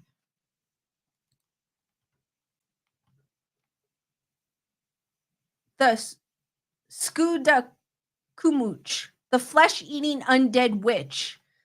One of the most terrifying Native American ghost stories concerned the Skuda Kamuch, also called Skadegamuch or ghost witches, just as they sound. The Skuda Kamuch are the evil spirits of Native American witches. I really wish I knew how to pronounce that properly. It sounds super cool. According to legends popular in the Wabanaki tribe, the Skuda Kamuch are formed when an evil sorcerer dies. Refusing to stay dead, this fearsome ghost instead wreaks havoc among the living, killing, eating, and cursing anyone who crosses its path. Only fire can kill them. One Native American ghost story tells the harrowing tale of one such Skudakamuch. This tale starts when an old vindictive sorcerer finally died of old age. After a group of people left his body in an old tree deep in the forest, stories spread about strange happenings in the woods. One night, a couple, oblivious to the dark rumors, passed through the forest on their way east. As soon as they entered the woods, the wife felt an odd, cold feeling. She insisted that they leave, but her husband waved her suspicions aside.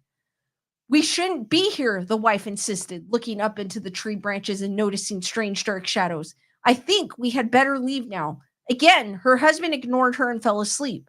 The wife spent the night curled in a ball, wide awake with fear as the night stretched on. She heard a strange gnawing noise. Once the sun finally rose, the wife turned to wake up her husband and found him dead, his face and entire left side a bloody pulp. Her heart was gone. Horrified, the wife ran until she came across some members of the Wabanaki tribe and told them what had happened. Though they originally suspected that she had killed her husband, they agreed to return with her to the tree. Once there, they remembered the witch buried inside. Then they found the dead husband's body.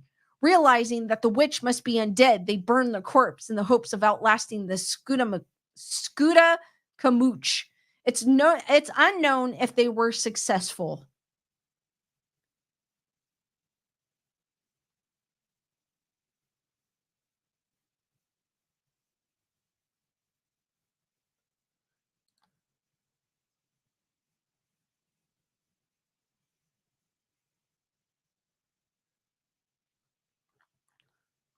And I think I read this one.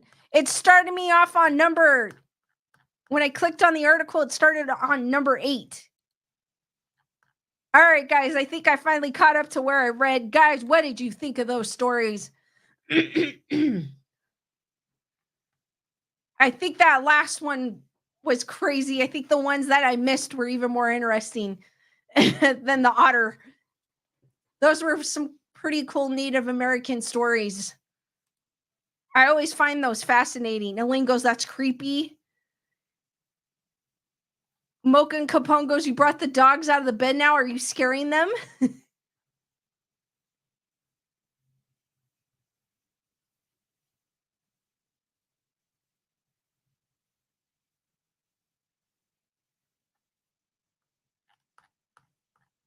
Cheryl goes, sounds creepy.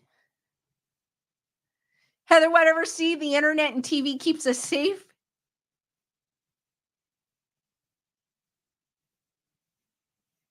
Leonor says, so that past chick story, marriage to ghost, this chick said no. Chris Barber goes, spooky. Carol goes, they are pretty weird. Julissa goes, I agree, they were fascinating. They're terrified? What's wrong? Oh, Mocha and Capone, don't be terrified. I always find Native American stories fascinating, as much as the women marrying ghosts.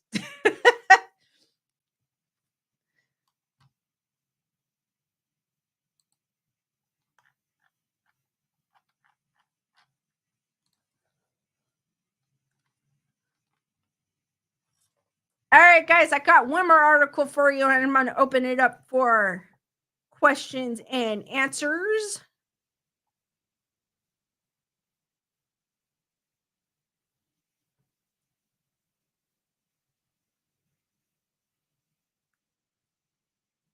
Just making sure I didn't miss anybody.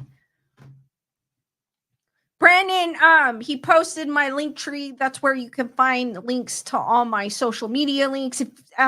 If you do not get a notification, it's good to be on one of those, like my Patreon, Facebook group. I do have a Facebook group, Telegram. If you guys don't prefer, and Discord, if you guys don't prefer those two, I do have the Facebook group, as I was saying, and Patreon, which may be a little hectic, but if you do like conversation and talking to people, I do have a Telegram, which are in my link tree if you want to take a gander. There's also other ways to support me. I do have a merch shop, and I do have an Amazon wish list as well. So if you guys would prefer supporting that way, you also have those options as well.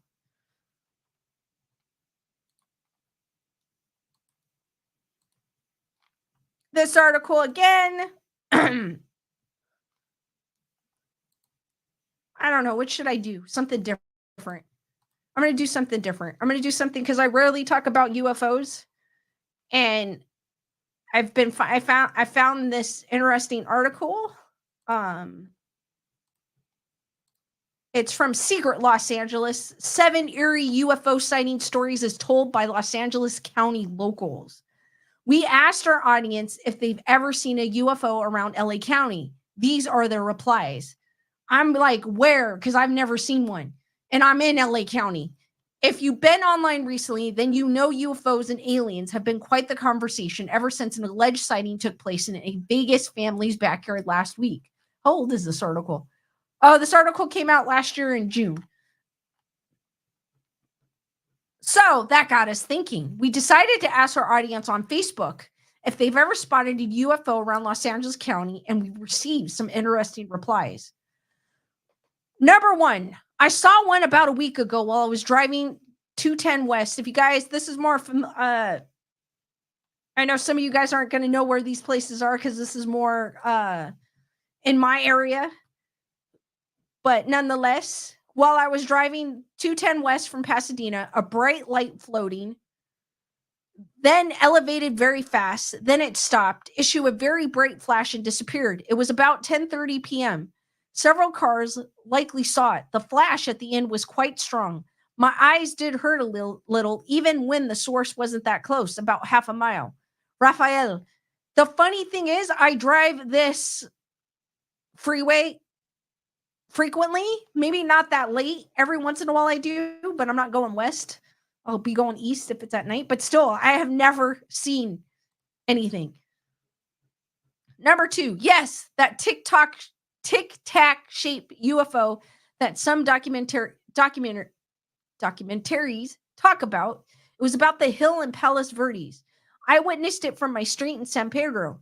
I was in the car with my dad and brother, and my dad stopped dead in the middle of an intersection and kept confirming with me and my brother if we saw it too. It moved in impossible formations and speeds, then shot straight up and was gone.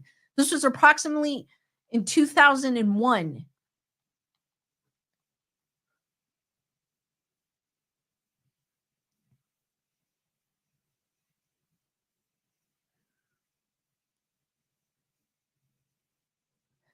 Number 3, in 2007, I saw a UFO fly across the sky in downtown LA. It was a bright yellow orb. It made a loop and disappeared into the horizon at supersonic speeds. The following morning at 3 a.m., as I watched the sky turned bright green for a moment as if there was a massive explosion somewhere far away and everything lit up like if it was daylight. Then the light faded and darkness returned. Ivan. The last one said angel.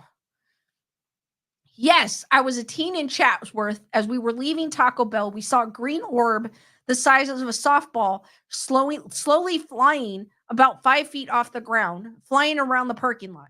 It then took off like a bullet after several minutes. I always felt it was something from the test lab at Rocketdyne up on the hill.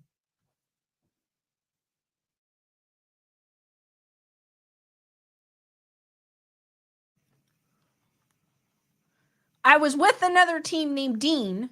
He wouldn't talk about saying nobody would believe us anyway. I still tell people about it. Brandon. It's another Brandon. Number 5. It was 1963. My dad and I lived in a trailer park in Antelope Valley. Back then, the trailer park was out in the middle of the desert with dirt roads. I was 9 at the time. It was nighttime when a bright light lit up the entire trailer park from above. We couldn't see the craft, just the light with no sound. The light moved upwards and became smaller and moved westward toward the prison. All this took about 30 seconds. My dad worked at North American Aviation in Palmdale. He says he never seen anything like that before. Daniel. Number 6. Saw one after midnight in 04 while driving the 15 from Vegas to OC. It was big enough to see in the quiet, dark desert. It looked muted, gray, saucer shaped. No sound. Vanessa. 7. In 2011, I saw something over Taurus, California that I couldn't explain rationally. For over a decade, I've been sky watching with my telescope looking to capture evidence.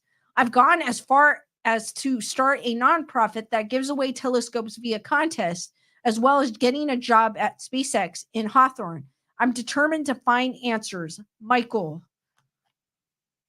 And it looks like that is the end. So, guys, what do you think of those? I mean, it was just like little stories about what people experienced or have seen here in LA County. Kyle goes, I'm not too late for the probing. Heather Whitever goes, my husband woke me up to see one on the 395 heading to Mexico. It would have been straight across to the valley, maybe.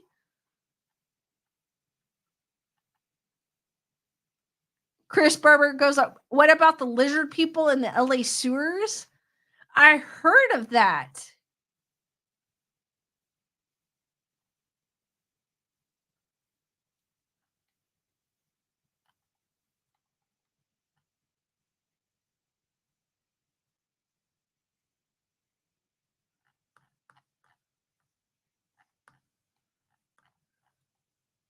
Chris Barber goes, ghost probing, maybe. Heather Rudder goes, did anyone see The Last Starfighter? I did. It's been a while since I watched it, though, so I don't quite remember it. It's been a long time. A super long time. I have never seen a UFO in the sky, so I am one of the unlucky ones, I guess. I do believe on life and other life on other planets, but I still a little skeptical with UFOs, but I feel like it is plausible. I just need a little more proof. I want to believe, as in Mulder's poster in his office.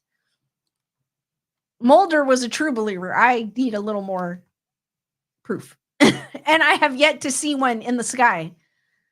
Chris Barber goes, my dad took me to see that when it came out, talking about the Starfighter. Kyle goes, are they the same lizard people in government and big tech? Probably, Kyle. Cheryl goes, I would love to see a UFO. Me too. I would love to see one.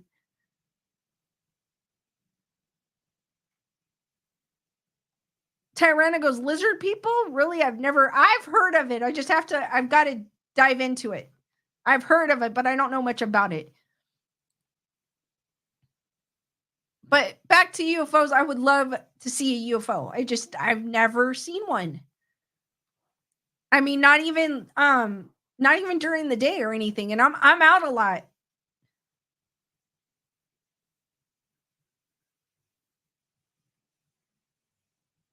Heather Redder goes, the one my husband pointed out was not that high off the ground. Lights went down to the ground like green tentacles. Oh, wow. Super cool. Leonor goes, have you ever seen Close Encounters? Yes, amazing film. Amazing film. Mocha Capone goes, why do you need a chest freezer? I don't think Lewis would fit. All right, guys, I'm opening it to questions and answers. Ask away, guys. Could be spooky related, UFO, unexplained. Doesn't have to be any of those. Could be curious questions about what we talked about today.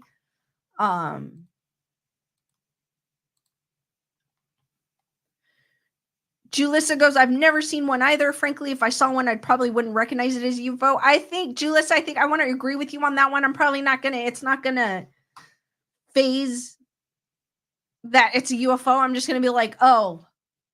And then I'll probably think about it later. And I'm like, oh my God, was that a UFO?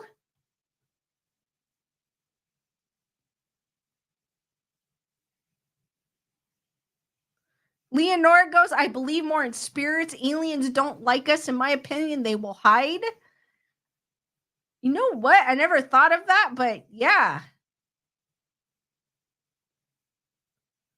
Kyle goes, life on other planets can't be real, unlike I see sky beams like in the movies. Chris Barbara will be 59 on Wednesday. Happy birthday. Early birthday, Chris. Hearts for Chris, guys. That's awesome.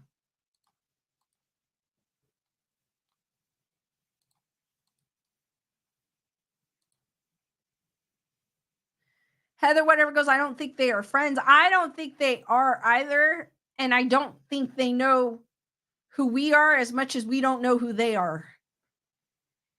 Why alien abduction to me is kind of plausible because we do the same thing when we find something unexplainable. So, I mean, we would do the same thing to them. So it makes sense to me. But I just need more proof.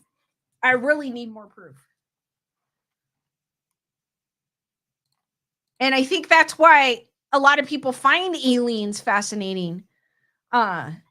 Because they're so, I mean, for being in the news, it's super obscure to hear something about an alien. You would hear more about a ghost haunting a pub than you would about an alien in your backyard. So I feel like that's what makes them so fascinating.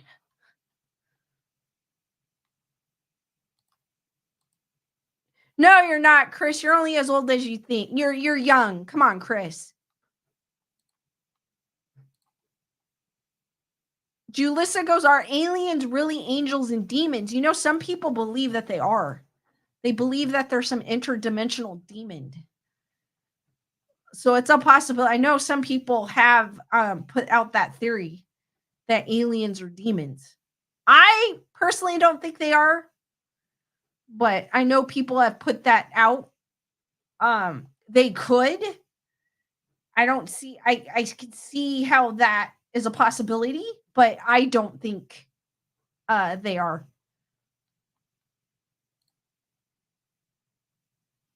Kyle goes, no way humans are the most intelligent life in the universe, considering how many stupid things we do as a species. True. I agree with you on that one, Kyle.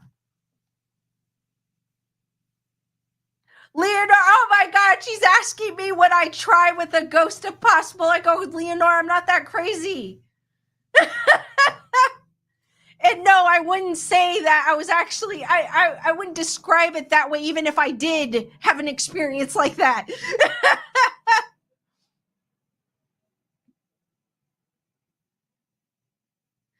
Heather, whatever goes, some American Indians think Bigfoot is not in this dimension. Huh. Same thing with Bigfoot. Like, Bigfoot is another, I want to believe, but I need more proof. Like, where I feel like we wouldn't have stories unless someone actually saw it. But then again, you know how stories go. One person can say it, and then by the time it gets to the 200th person, the story is completely changed.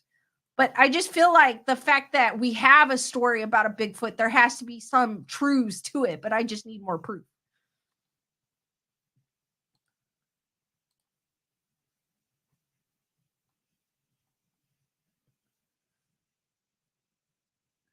Kyle goes, I would Captain Kirk an alien if I had the option.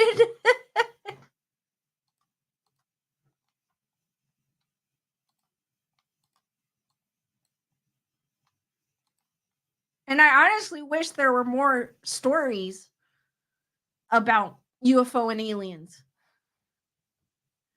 Moken Capone goes, where are your ears? I'm not in my studio. So I'm using I don't have my headphones with me. That's where my ears are at home. And that's the reason why Skeleton Duck is in picture form.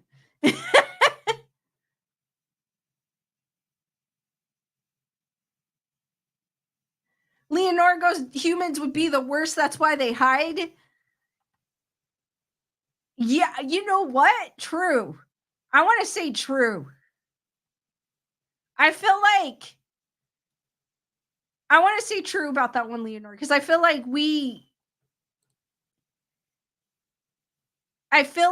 if we came across an alien and we were able to, examine it, and I feel like those people examining the alien wouldn't be compassionate about it.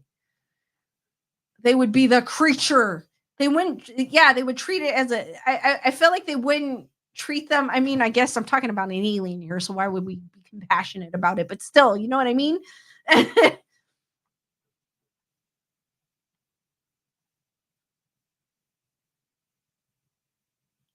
Julissa goes, Nerd Report needs to keep some ears there for you. I could have brought my headphones, but I didn't think to bring it.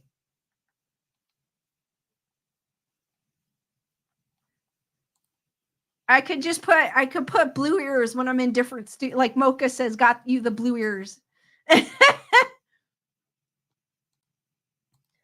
But these are, I know it's kind of weird because these are the same headphones I use, so it kind of makes it look like I took my ears off.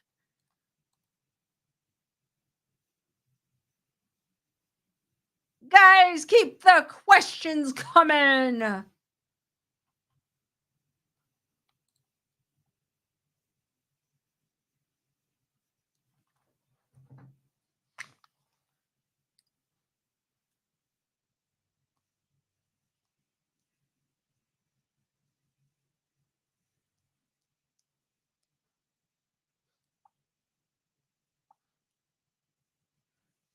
Just making sure.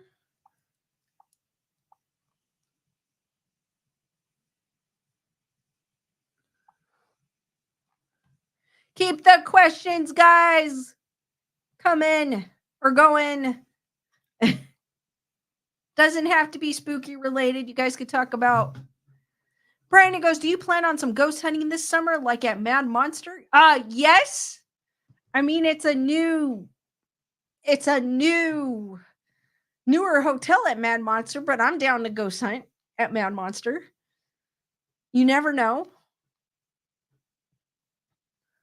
Tyrana goes, what would you do if you saw an alien? I would not call the police. I mean, even if I caught it on camera, nobody would believe me, but that's what I would do. I would definitely, I would hope that the alien did not see me because I don't know what the alien's going to do to me. And I would definitely have the alien on camera because, I don't know what he's going to do with me. I don't know what kind of weapons they carry.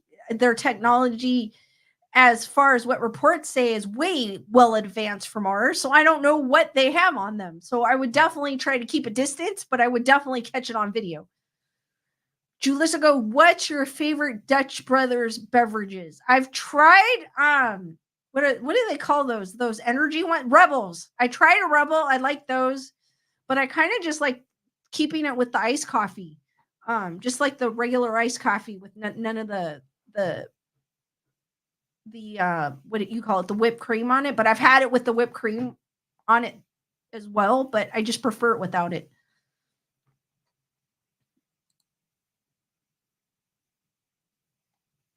Kyle goes, AI is just ghost in the machines. Heather, whatever, would tell a ghost to go away very strongly. Chris would want to go for a ride in the ship. I don't know about that one because I don't know if I would ever return back. And I don't know what they'll do to me on that ship. Like, I don't want them probing anything. Heather, whatever, go send them to Scientologists. You know what? I would do that. Definitely, I would. Not not not I mean, I feel sorry because not all the some of the Scientologists that are Scientologists are stuck there against their will. So, I kinda would not do that. Maybe for the ones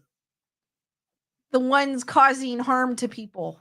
That I don't know if they're actually doing that, but that was where the aliens should go, not to the ones that wanna get out and are stuck there or and are, kind of brainwashed to be there. I feel like they don't know any better, so it's not their fault.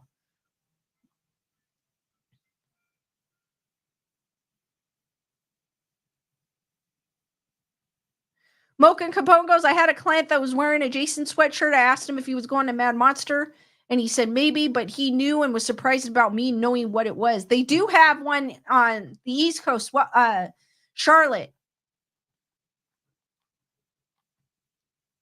Leonore goes, aliens or ghosts? I prefer ghosts, Leonore. Leonore goes, yay, let's go. Bernadette goes, can aliens communicate with ghosts? I'm wondering. Like, do alien I'm wondering that. I'm pretty sure they've got better technology than that of what I'm like I said, of what I'm reading. They have better technology or they're supposed to be more technological advanced than us. I bet you they can communicate with ghosts better than we can. They already have proof that there's the spirit world and the paranormal. That's a good question though, Bernadette. And what I've seen of a lot of the alien or what I've read, it's like they don't necessarily speak, like it's like they're in your head, like a telepathic type of thing. So I feel like they should be able to. Brandon goes, what is more fascinating, angels or demons? I want to say I've always been attracted to the evil side of things, so I'm going to say demons.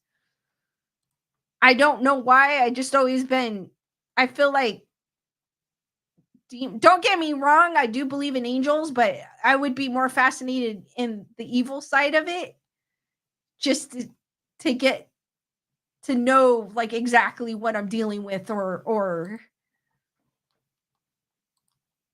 what type of demons people have encountered throughout the years. Matthew goes, would ask the aliens who is Xenu if they laughed at you because how dumb it is, or if he was really a loser of their species and not some grand bad boy who lied to Elron gullible Hugh Hubbard. The alien, Matthew and the alien would probably slap you. They'd be like, Xenu.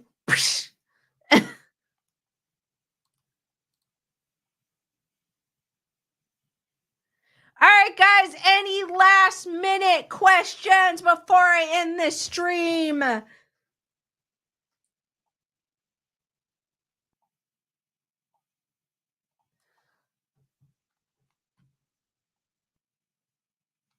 Heather, whatever goes, don't read my mind. I have ADD. Good luck. It's all over the place. They'll be like, human, have nice to meet you, but there's the door.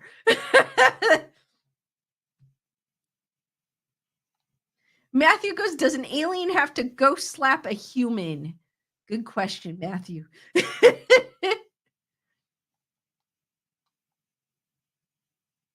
And Julissa goes, demons or fallen angels?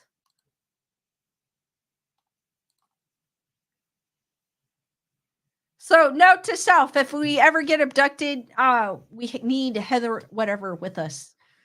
So they kick us all off the ship. Mr. Ruck Gaming, how's it going? Leonard goes, it was based on a dumb sci-fi story. It is. Scientology does sound like it's straight out of a sci-fi movie. So I just feel Tyrana goes, great stream. Thank you, Tyrana. I appreciate that. All right, guys, I'm going to end the stream here. Thank you for joining me tonight on this Grayson Report Live. I will see you on the next one, which will be Thursday. I believe Thursday at 7 p.m. Pacific Standard Time. I will have videos here and there. Just check my socials. Guys, thank you for joining me. Guys, stay spooky. Sweet nightmares. You guys are awesome. You guys are awesome. You guys are awesome. Good night, guys. See you on the next one. Stay spooky.